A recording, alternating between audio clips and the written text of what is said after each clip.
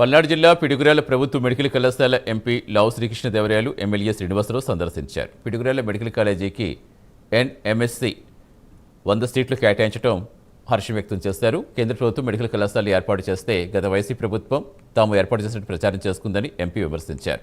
కూటమి అధికారంలోకి వచ్చే కళాశాలకు 120 కోట్లు అదనంగా ఖర్చు చేసిందని తెలిపారు. గత ప్రభుత్వ హయాంలో కేవలం 30% పనులు మాత్రమే జరిగాయని ఎంపీ తెలిపారు.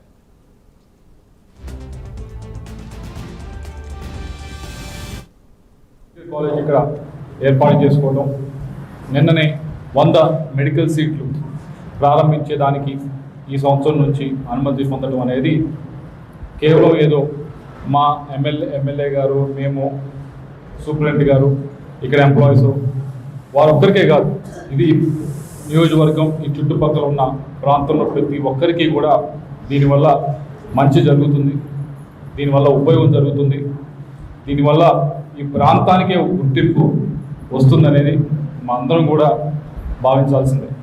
2024లో చంద్రబాబు నాయుడు గారు ముఖ్యమంత్రి అయ్యారు.